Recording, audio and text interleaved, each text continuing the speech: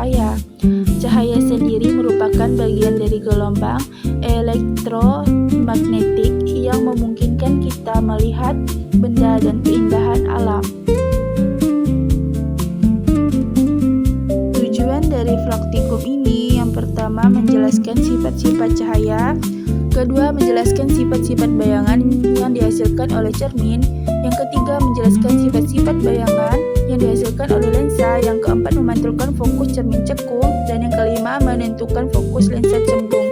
Alat dan bahan yang digunakan yang pertama cermin datar, yang kedua cermin cembung, yang ketiga cermin cekung, yang keempat HP, yang kelima busur derajat, yang keenam kertas putih, yang ketujuh lilin, dan yang terakhir layar celah cahaya.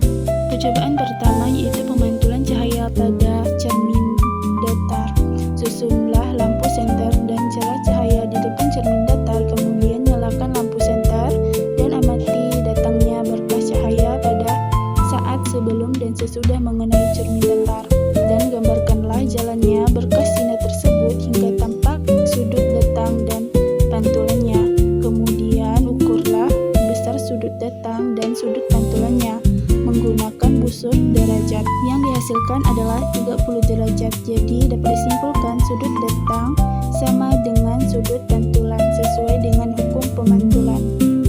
Selanjutnya, letakkan dan nyalakan lilin di depan cermin datar dan amati bayangannya dan catatlah sifat-sifat bayangan yang dibentuk oleh cermin datar. Hasilnya, bayangan pada cermin datar tersebut bersifat maya, tegak, dan sama besar dengan bendanya. Selanjutnya, pemantulan cahaya pada cermin cembung. Susunlah benda seperti susunan alat tersebut. Catatlah dan amatilah jalan berkas cahayanya saat sebelum dan sesudah mengenai cermin cembung.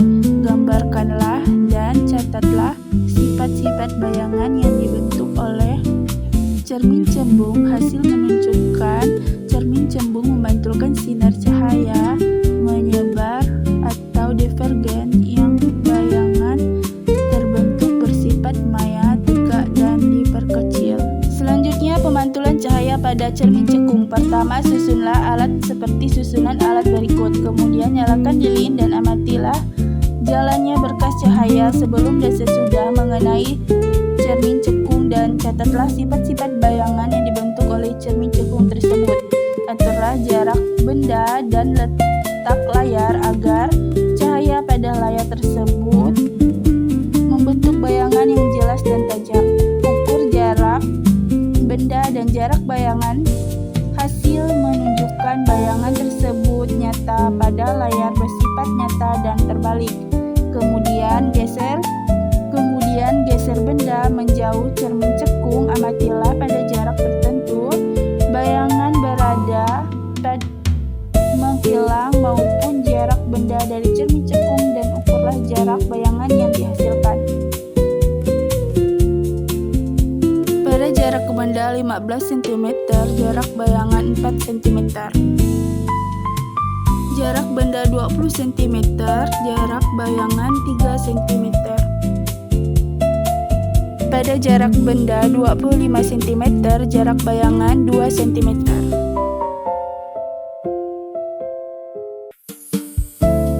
Hasil menunjukkan semakin jauh benda dari cermin cekung, maka akan semakin kecil bayangan yang dihasilkan. Dengan kata lain, jarak benda tersebut sama dengan jarak fokus cermin cekung. Ketika bayangan menghilang, berarti bayangan berada jauh dari titik fokus cermin cekung.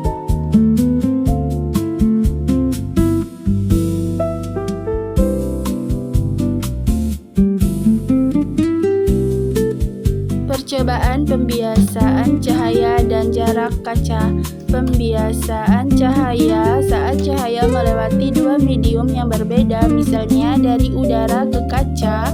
Karena kecepatan cahaya berubah di medium yang berbeda, arah cahaya juga berubah. Pada balok kaca, cahaya dibelokkan masuk dan keluar sehingga jalurnya tampak bengkok. Inilah yang disebut pembiasan cahaya. Kemudian percobaan pembiasaan cahaya dengan lensa cembung.